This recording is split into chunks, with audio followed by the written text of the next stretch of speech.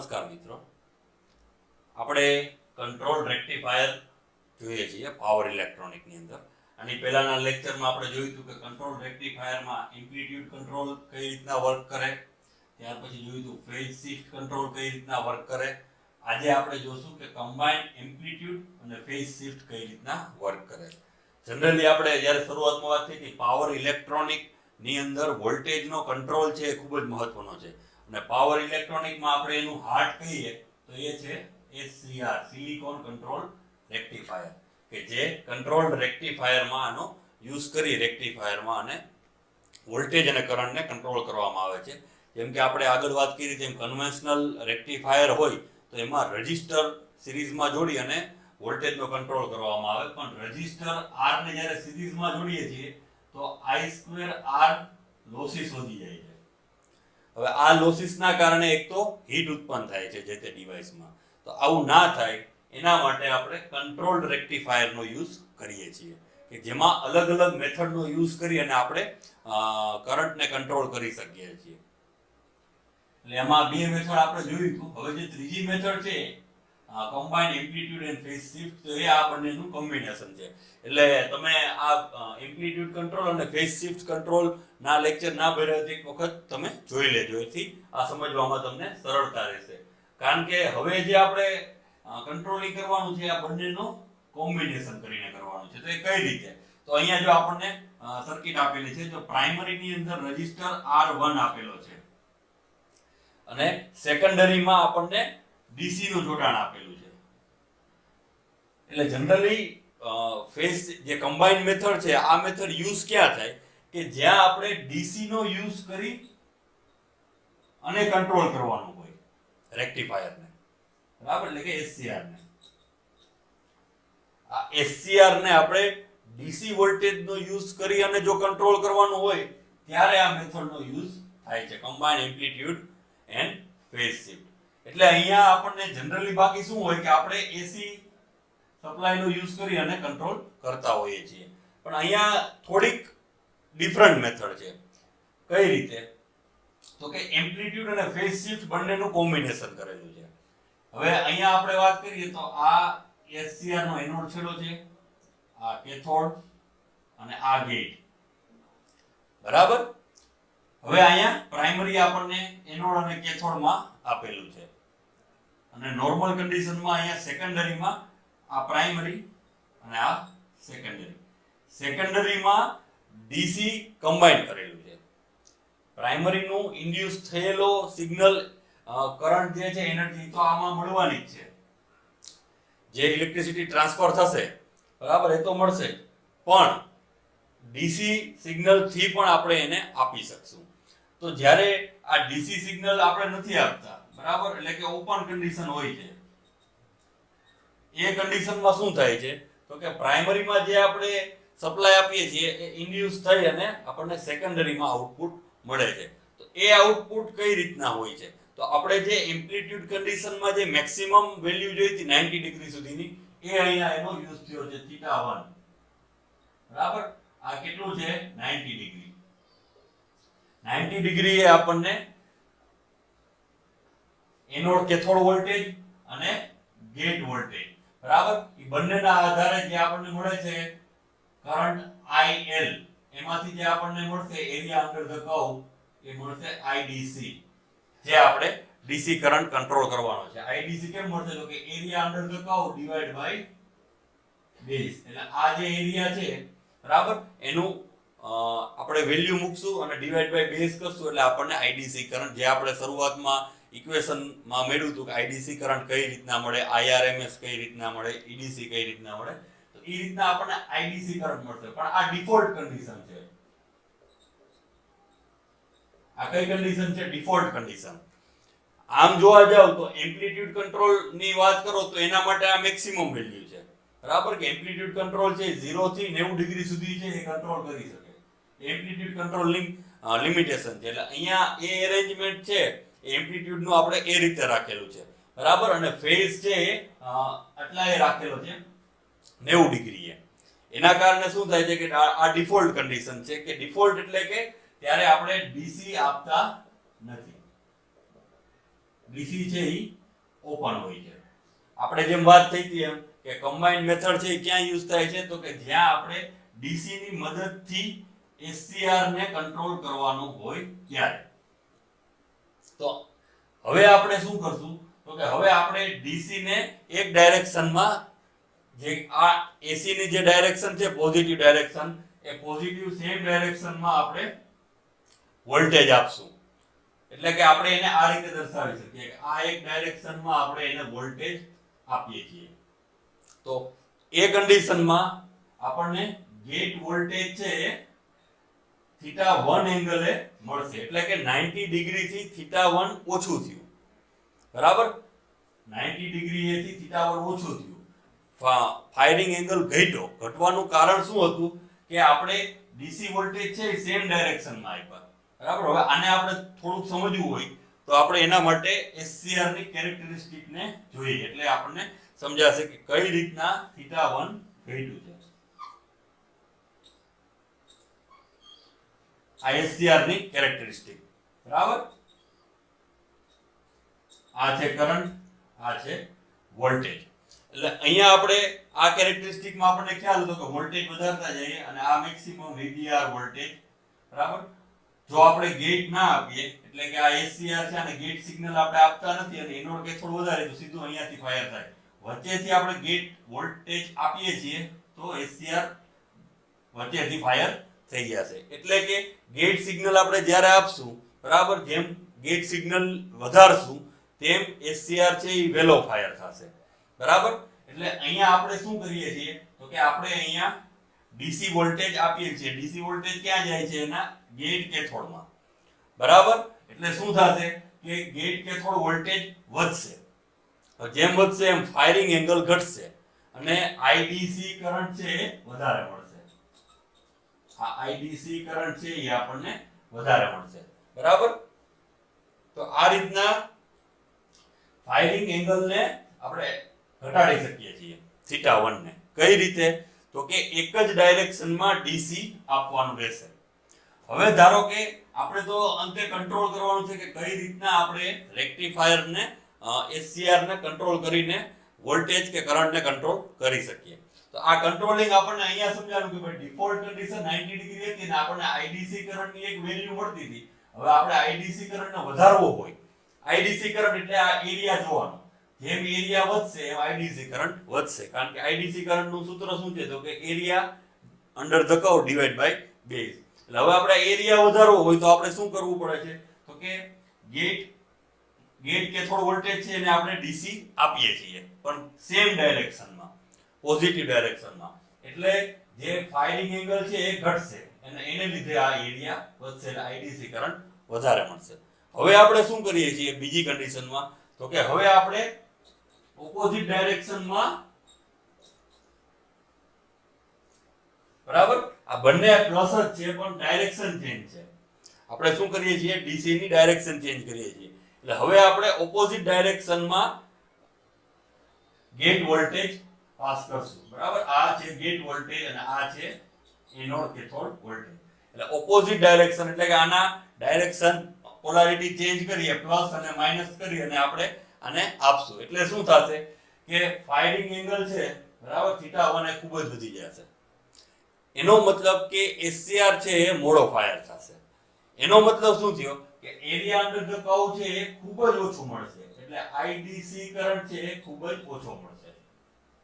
એટલે જ્યારે આપણે કરંટની ઓછી જરૂરિયાત હોય જ્યારે ધારો કે ડીસી મોટર છે એને આપણે વધારે ઝડપે નથી ફેરવવી ઓછા આરપીએમ ફેરવવી છે અને વધારે લોડ પણ નથી એ કન્ડિશનમાં અથવા તો બીજી કોઈ લાઇટિંગ કન્ડિશન હોય કે લાઇટિંગ આપણે ડીમ કરવી છે તો એ કન્ડિશનમાં આપણે ધારો કે આઈડીસી કરંટ ઘટાડવો છે તો એ ઘટાડવા માટે આપણે શું કરવું પડશે કે ડીસી જે ગેટ કેથોડ એક્રોસ ડીસી આપેલા છે બરાબર એ ડીસી ને ઓપોઝિટ પોલારિટીમાં આપણે આપવાના રહેશે. જેવી ઓપોઝિટ પોલારિટીમાં આપશું એમ ફાયરિંગ એંગલ વધી જશે અને ફાયરિંગ એંગલ વધશે એમ એરિયા અંડર ધ કર્વ છે એ ઘટશે અને એના આધારે આઈડીસી ઘટશે. તો આ મેથડ છે કમ્બાઇન્ડ એમ્પ્લિટ્યુડ અને ફેઝ શિફ્ટ કંટ્રોલ કે જેમાં વધારે ટેમ્પરેચર પણ હાઈ નથી થતું કે જેમ રજિસ્ટર આપણે વધારતા હોઈએ તો ટેમ્પરેચર હાઈ થતું હોય તો એ પ્રશ્ન અહીંયા થતો નથી. અને બીજી વસ્તુ કે અહીંયા નેગેટિવ ડાયરેક્શનમાં જે ગેટ કરંટ પાસ થાય છે તો જ્યારે પોલારિટી ચેન્જ કરીએ છીએ તો ત્યારે એમાંથી પણ આપણને આઉટપુટ મળે છે. અધરવાઇઝ શું થતું હોય કે ગેટ કરંટ છે નેગેટિવમાંથી પણ પસાર થતો હોય તો ત્યારે થોડીક હીટ જનરેટ થતી હોય છે. પણ અહીંયા મહદઅંશે જ્યારે આપણે ઓપોઝિટ પોલારિટીથી ડીસી આપીએ છીએ તો ત્યારે એ થોડુંક ઓછું થઈ શકે. બરાબર. એટલે આ રીતના કમ્બાઇન્ડ એમ્પ્લિટ્યુડ અને ફેઝ શિફ્ટ કંટ્રોલ ક્યારે યુઝ થાય કે જ્યારે એસસીઆર ને આપણે ફરજિયાત ડીસી વોલ્ટેજની મદદથી જ કંટ્રોલ કરવાનો હોય એ કન્ડિશનમાં આપણે કમ્બાઇન્ડ એમ્પ્લિટ્યુડ અને ફેઝ શિફ્ટ કંટ્રોલ મેથડનો ઉપયોગ કરીએ છીએ. બરાબર. એટલે આ થયું combined amplitude and phase shift. બરાબર. હવે આના પછીના આપણે લેક્ચરમાં જોશું કે પલ્સ કંટ્રોલની મદદથી આપણે કઈ રીતના એસસીઆર ના વોલ્ટેજ અને કંટ્રોલ કરી શકીએ.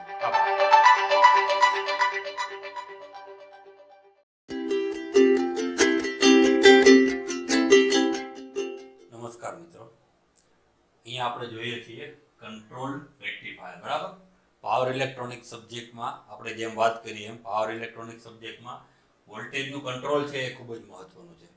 એમાં જો આપણે રેક્ટિફાયરની વાત કરીએ તો રેક્ટિફાયરમાં આપણે જેમ આગળ ચર્ચા કરી હતી આગળના લેક્ચરમાં કે રેક્ટિફાયરમાં જો કન્વેન્શનલ રેક્ટિફાયરની વાત કરવામાં આવે તો એમાં જો આપણે વોલ્ટેજ કંટ્રોલ કરવો હોય તો એ રજિસ્ટરની વેલ્યુમાં ફેરફાર કરીને આપણે કરી શકીએ છીએ.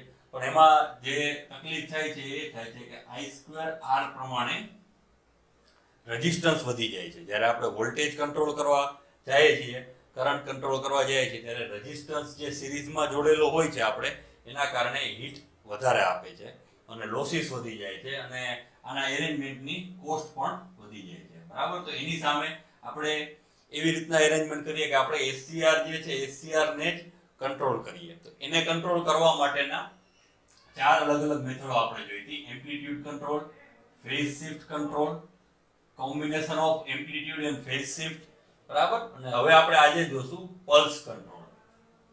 બરાબર.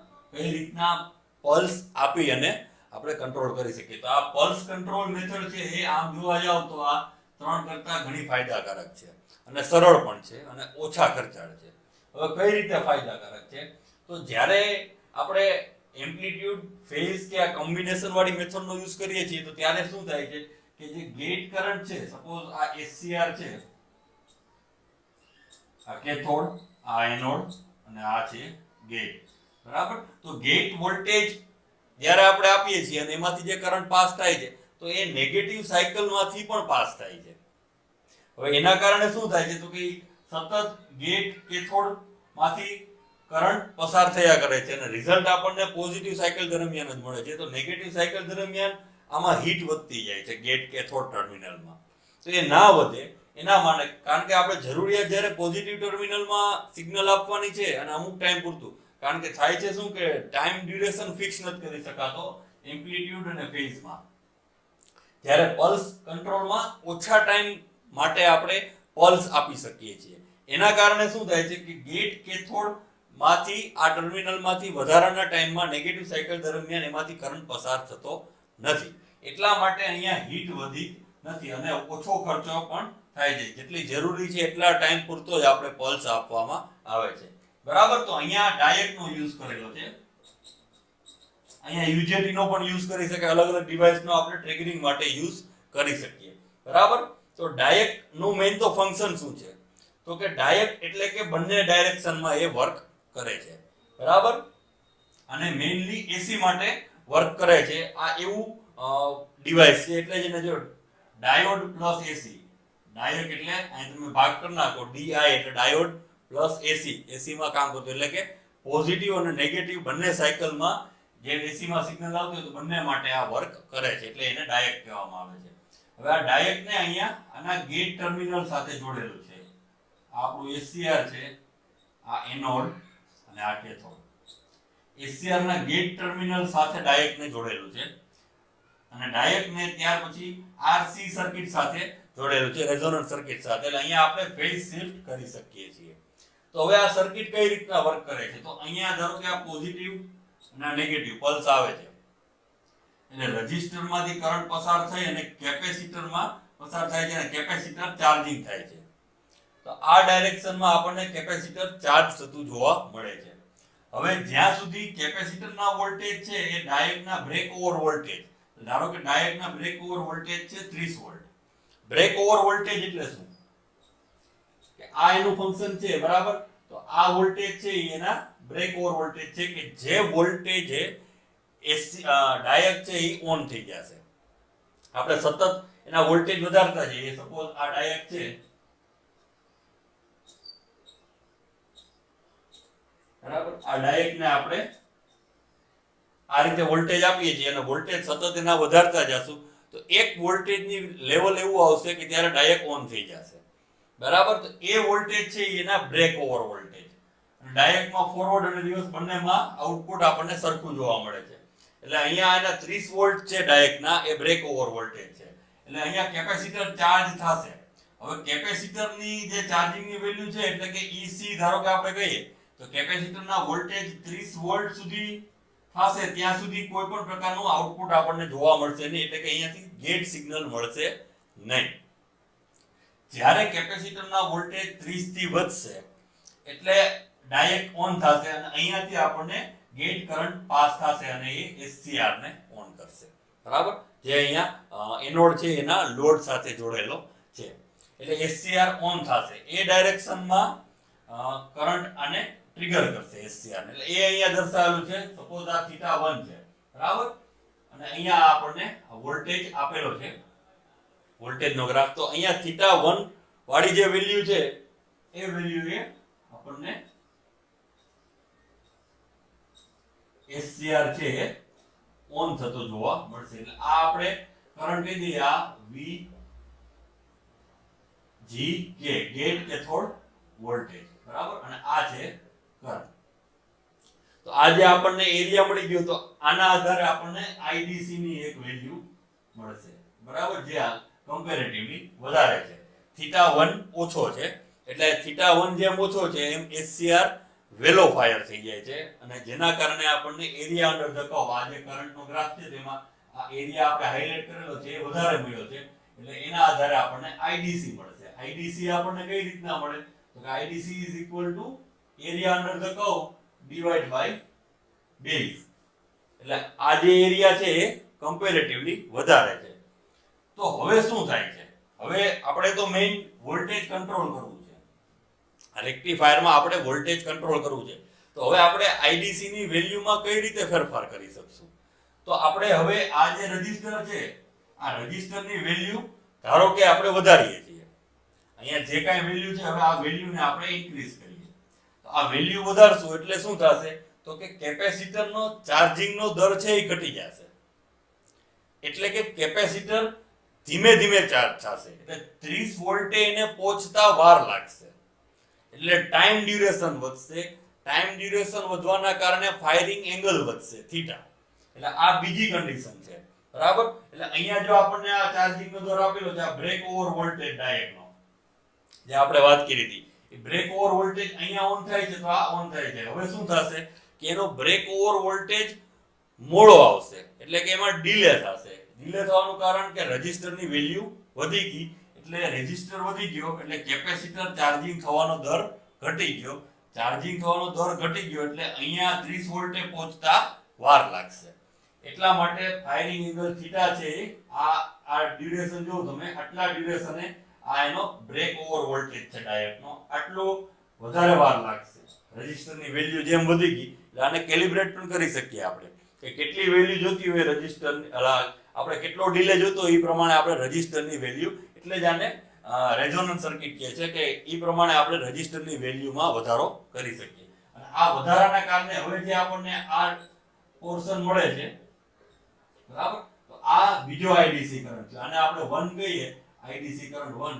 તો આ આપણને IDC કરંટ 2 મળ્યો જે કમ્પેરેટિવલી ઘટી ગયો છે, બરાબર? એટલે જે આપણે વોલ્ટેજ ને કરંટ કંટ્રોલ કરવો છે રેક્ટિફાયરમાં તો એ આપણે પલ્સ કંટ્રોલ મેથડની મદદથી સરળતાથી કરી શકીએ ડાયોડનો યુઝ કરીને, બરાબર? ને આ જ વસ્તુ આપણે UJT નો યુઝ કરીને પણ કરી શકીએ. જો હું પાછું રિવાઇન્ડ કરતો, આપણે મેઇન શું કરવાનું છે તો કે ગેટ સિગ્નલ સાથે ડાયોડ જોડેલું છે. હવે આપણે મેઇનલી કરંટ કંટ્રોલ કરવો છે કંટ્રોલ રેક્ટિફાયર માટે પલ્સ કંટ્રોલનો ઉપયોગ કરીને. પલ્સ કંટ્રોલ એટલે કે જરૂરિયાતના ટાઈમ પૂરતો જ આપણે પલ્સ આપીએ, બરાબર, એટલે નેગેટિવ સાયકલમાં જે હીટ ઉત્પન્ન થાય છે એ ઉત્પન્ન થાય નહીં. તો એ માટે આપણે શું કરીએ છીએ કે શરૂઆતમાં આ ડાયરેક્શનમાં કેપેસિટર ચાર્જ થાય છે. હવે ડાયોડના બ્રેક ઓવર વોલ્ટેજ છે 30, ધારો કે 30 વોલ્ટેજે ડાયરેક્ટ ઓન થાય છે.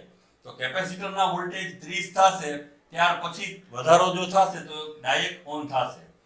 હવે આપણે એમાં ડિલે કરવો હોય, ડાયરેક્ટ ઓન થશે એટલે આપણને એક વેલ્યુ મળશે એની θ1 ના આધારે. આ રેઝિસ્ટર ઉપર આ θ1 વેલ્યુ ડિપેન્ડ કરે છે.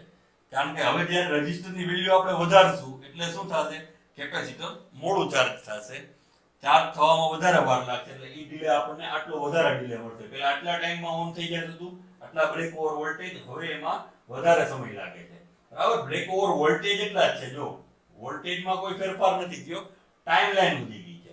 તો એના કારણે θ1 ને બદલે θ2 ટાઈમ લાગશે. એટલે આ ટાઈમ કેના ઉપર અફેક્ટ કરે છે, આ કરંટ ઉપર. આ પ્રોજેક્શન આપણને જે જોવા મળ્યું, બરાબર, એ પ્રોજેક્શન શું મળશે આપણને, તો કે I કરંટ I દર્શાવે છે. એના આધારે આપણને IDC કરંટ મળે છે કે એરિયા ડિવાઇડ બાય બેઝ. એટલે આ એરિયા ઘટી જાય છે, એટલે IDC કરંટ કમ્પેરેટિવલી ઘટશે. એટલે આપણે એમ કહી શકીએ કે રેઝિસ્ટરની વેલ્યુ વધારીએ ત્યારે IDC કરંટ છે એ ઘટે છે. એટલે આ રીતના આપણે કરંટનો કંટ્રોલ કરી શકશું પલ્સ કંટ્રોલ મેથડની મદદથી. તો આ રીતે પલ્સ કંટ્રોલ મેથડ છે એ ઉપરની 3 મેથડ કરતાં પણ વધારે સરળ છે, કે જેમાં આપણે વધારાની હીટ ઉત્પન્ન થતી નથી અને આપણે સરળતાથી કંટ્રોલ ડાયોડનો ઉપયોગ કરીને કરી શકીએ છીએ, અને યુજેટીનો ઉપયોગ કરીને પણ આપણે આ મેથડને સમજી શકીએ છીએ. ખૂબ ખૂબ આભાર.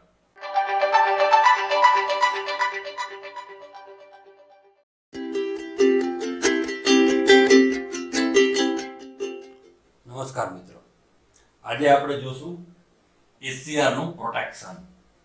હવે આપણે શરૂઆતમાં વાત કરી હતી કે પાવર ઇલેક્ટ્રોનિક સબ્જેક્ટની જ્યારે વાત કરવામાં આવે તો પાવર ઇલેક્ટ્રોનિક સબ્જેક્ટ માટે એનું હાર્ટ છે એ SCR છે, સિલિકોન કંટ્રોલ્ડ રેક્ટિફાયર.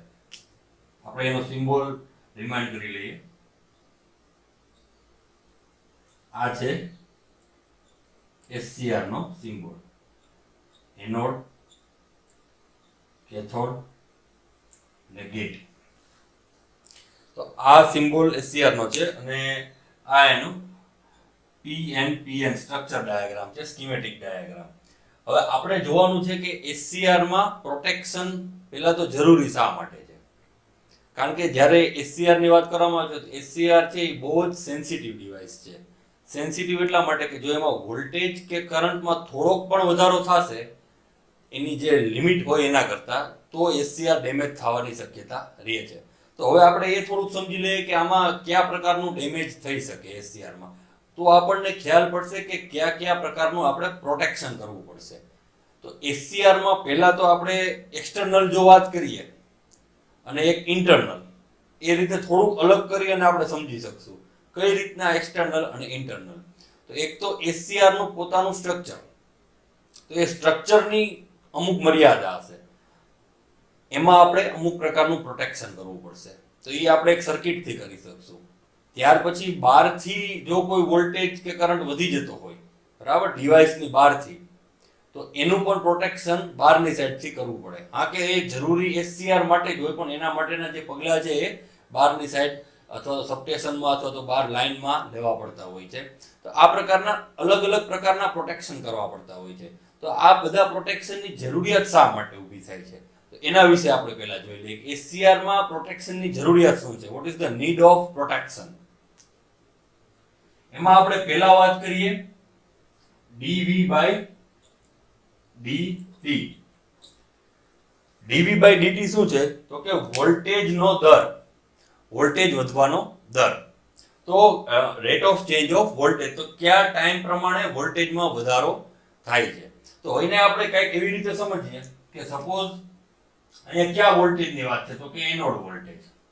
અહીંયા આપણે આ SCR ને સપ્લાય આપેલું છે, સપોઝ અહીંયા આપણે આ SCR ને એનોડ ને પોઝિટિવ ને કેથોડ ને નેગેટિવ આ રીતનું સપ્લાય આપેલું છે. તો હવે થશે શું કે અત્યારે આપણે ગેટ સિગ્નલ આપતા નથી. હવે એનોડ અને કેથોડમાં વોલ્ટેજ વધતો જશે, તો આની જે કેરેક્ટરિસ્ટિક છે એ કેરેક્ટરિસ્ટિક આપણે આ રીતની છે, એમાં આ જે છે એ કન્ટિન્યુ લાઈન નથી, બરાબર. અને અહીંયા આપણે કંઈક આને VBR વોલ્ટેજ કીધો તો બ્રેક ઓવર વોલ્ટેજ. એટલે કે આ વોલ્ટેજ એવો છે કે ગેટ સિગ્નલ જો આપણે આપીએ જ નહીં તો એક પોઈન્ટ એવો આવે કે ત્યાં SCR સીધું ટ્રિગર થઈ જાય. આ આપણને ઓન બતાડે છે, SCR ઓન થઈ ગયું છે. એટલે આ છે કરંટ અને આ છે વોલ્ટેજ. એટલે કરંટમાં સડનલી વધારો થાય છે અને વોલ્ટેજ ઘટે છે, એટલે SCR ઓન થયું ગણાય. તો આ પરિસ્થિતિમાં આ પોઈન્ટ એવો છે કે ત્યાં ગેટ કરંટ છે એ શૂન્ય છે. ગેટ કરંટ છે શૂન્ય છે અને SCR ઓન થાય છે. તો એ પરિસ્થિતિ એ શું થશે કે આ SCR છે એ ડેમેજ થવાની શક્યતા રહેશે, કારણ કે જ્યાં જંકશન J2 છે ત્યાં એક ડેપ્લેશન લેયર બનતું હોય છે, બરાબર. તો આ જંકશન J2 નું ડેપ્લેશન લેયર ને જો જાળવી રાખવું હોય તો આપણે gate signal through current pass કરીએ અને ટ્રિગરિંગ કરીએ તો આ વચ્ચેથી આ રીતના જેમ ગેટ કરંટ આપણે ઓછો થશે એમ આ ડાયરેક્શનમાં ઓછું, ગેટ કરંટ જેમ વધશે એમ SCR વેલ્યુ ફાયર થઈ જશે, બરાબર. તો આ રીતના આપણે SCR ને ઓન કરીએ છીએ. તો આ dV/dt જે વોલ્ટેજનો દર છે, હવે એ દર પ્રમાણે જો આમાં વધારો વધારે પ્રમાણમાં થવા માંડે વોલ્ટેજનો વધારો તો SCR છે ડેમેજ થઈ જાય. એટલે કે એનોડ કેથોડની એક્રોસ dV/dt નું પ્રમાણ વધી જાય, વોલ્ટેજ વધવાનો દર, તો એક પરિસ્થિતિ એવી આવે કે ગેટ કરંટ 0 હોવા છતાં SCR ઓન થઈ જાય છે, બરાબર. એટલે આને આપણે ફોલ્સ ટ્રિગરિંગ કહેવામાં આવ્યું છે. ફોલ્સ ટ્રિગરિંગ એટલે કે આપણે ટ્રિગરિંગ કરતા નથી અને SCR ઓન થઈ જાય છે, તો એને કીધું છે ફોલ્સ ટ્રિગરિંગ, બરાબર. તો હવે એક પોઈન્ટ થયો dV/dt. ત્યાર પછી બીજી આપણે પરિસ્થિતિ સમજીએ dI/dt.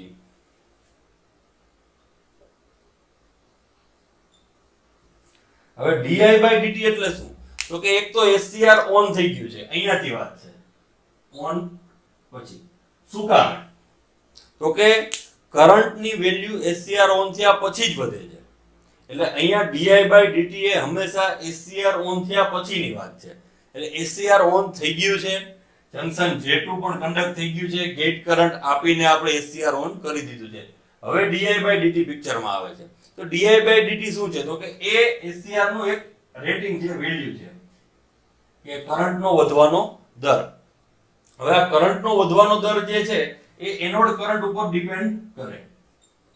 SCR ઓન થઈ ગયું છે એટલે એનોડ કરંટ પાસ થતો હશે, તો આ કરંટ જે છે એ આના ઉપર ડિપેન્ડ કરશે.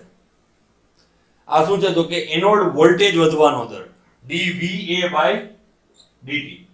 કઈ રીતના એનોડ વોલ્ટેજ વધે છે અહીંયા, બરાબર, કે I કરંટ છે dVA/dt ઉપર ડિપેન્ડ કરે છે. એટલે કે જેમ એનોડ વોલ્ટેજ વધે છે એમ કરંટનો ફ્લો વધી જાય છે. હવે આ જે કરંટ છે એનોડ કરંટ કે જે એનોડ થી કેથોડ તરફ પાસ થાય છે, એ કરંટ કઈ ડાયરેક્શનમાં પાસ થાય છે? તો એનો પાથ છે આ ગેટ થી કેથોડ, કન્ડક્શનનો પાથ છે. ગેટ ટર્મિનલમાંથી કેથોડ તરફ કરંટ પાસ થાય છે. તો હવે પરિસ્થિતિ એ થશે કે જો આ અહીંયા જે પાસ થાય છે તો આ શું થાય છે? એમાં ચાર્જ નો પાથ છે કે જે એક ટર્મિનલમાંથી બીજા ટર્મિનલમાં ચાર્જ છે એ પાસ થાય છે. હવે આ પાસ થવાનો દર કે જે ગેટ ટર્મિનલમાંથી કેથોડમાં ચાર્જ પાસ થાય છે એનો દર જો dI/dt જેટલો હોય કે એનાથી વધારે હોય તો વાંધો નથી, પણ જો આનો દર ઓછો થઈ જાય તો dI/dt હાવી થઈ જાય. એટલે કે dI/dt એ આને ડેમેજ કરે અને હોટસ્પોટ સર્જે છે. શું કરે dI/dt? તો કે dI/dt એ બહારની સાઈડનો કરંટ જે વધે છે આનું રેન્જ છે SCR ની. SCR ના રેટિંગ માટે dI/dt ની એક વેલ્યુ છે. સપોઝ આપણે એને ગણી લઈએ કે 20 વોલ્ટ પ્રતિ માઇક્રોસેકન્ડ. તો આ dI/dt ની રેન્જ છે કે 20 વોલ્ટ પ્રતિ માઇક્રોસેકન્ડ. હવે આ કન્ડિશનમાં શું થાય છે કે જ્યારે SCR ઓન થાય છે, કારણ કે કરંટ ક્યારે આમાં આવશે પિક્ચરમાં? તો કે જ્યારે SCR ઓન થશે ત્યારે. જો અહીંયા કરંટની વેલ્યુ એકદમ 0 છે, જેવું ઓન થશે એમ કરંટ વધશે. એટલે SCR ઓન થઈ ગયા પછી ઓન ક્યારે થશે કે આપણે એને ગેટ સિગ્નલ આપશું. એટલે આપણે ગેટ સિગ્નલ આપી અને SCR ને ઓન કરી દીધું છે. તો હવે જે ચાર્જ ઇન્જેક્ટ થશે એ ચાર્જનો પાથ શું રહેશે? તો કે ગેટ થી કેથોડ.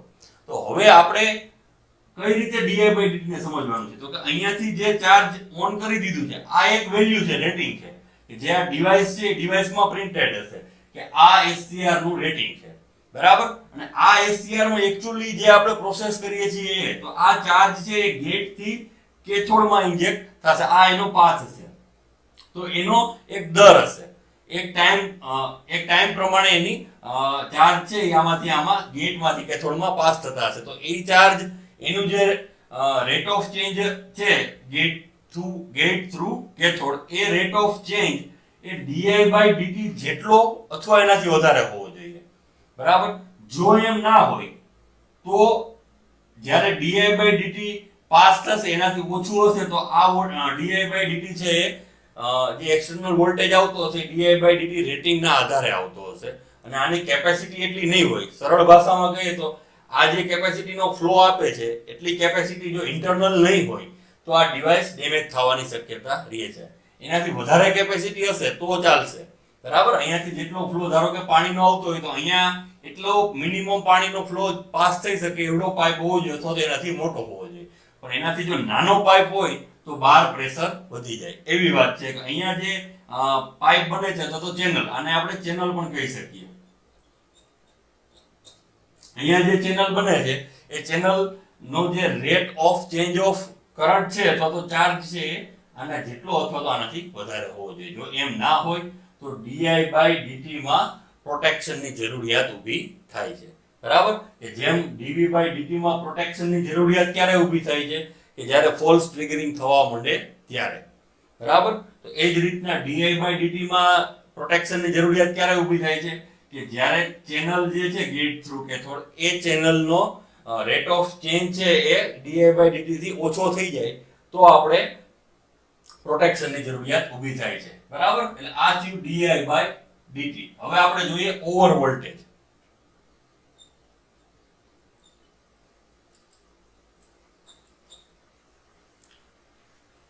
ઓવર વોલ્ટેજ શું છે? તો ઓવર વોલ્ટેજ એટલે કે જ્યારે એક્સટર્નલી વોલ્ટેજ વધી જાય છે SCR ના, કે જે સપ્લાય વોલ્ટેજ છે એમાં ટ્રાન્ઝિયન્ટ ઇન્સ્ટન્ટલી ફેરફાર થવા માંડે છે અને એ ડિવાઇસને ડેમેજ કરે છે તો ત્યારે SCR છે, કારણ કે એ વોલ્ટેજની કમ્પેરમાં SCR ના રેટિંગ છે એ ખૂબ જ મહત્વના હોય છે, બરાબર. એ રેટિંગ કરતા જો એક્સટર્નલ વોલ્ટેજ ખૂબ જ વધી જાય તો એ પરિસ્થિતિની અંદર ડિવાઇસ છે એ ડેમેજ થઈ શકે. તો આ રીતે ધારો કે આપણે આ કોઈ ડિવાઇસ રાખેલું છે, આ ડિવાઇસમાં ઘણા બધા SCR જોડેલા છે અને આને બહારથી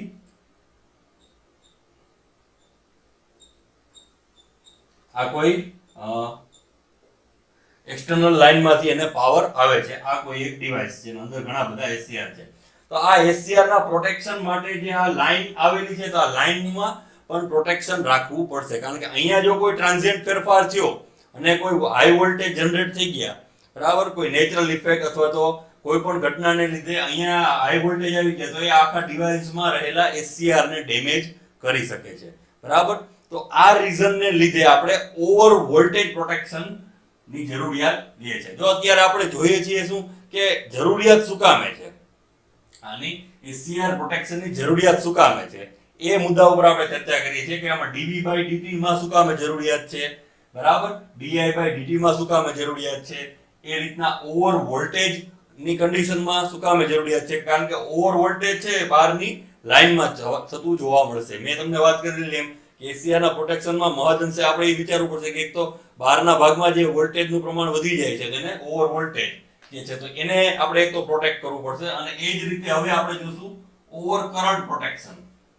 તો ઓવર કરંટ પ્રોટેક્શન પણ ઈ છે કે જ્યારે એક્સટર્નલી લાઇનમાંથી વધારે પ્રમાણમાં કરંટ આવવા માંડે તો આની જે રેટિંગ આપેલું છે કરંટનું એ રેટિંગ કરતા જો કરંટની વેલ્યુ વધી જાય તો શું થશે કે સર્કિટમાં હોટસ્પોટ સર્જાશે. ગેટ કેથોડ કરંટ જે પાસ થવો જોઈએ એના બદલે આ આખી સર્કિટ ડાયરેક્ટ થઈ જશે અને ગેટ કેથોડ ઉપર હોટસ્પોટ સર્જાશે. જે રીતના ઓવર વોલ્ટેજ જ્યારે થશે ત્યારે ફોલ્સ ટ્રિગરિંગ થવાની પણ શક્યતા રહે છે.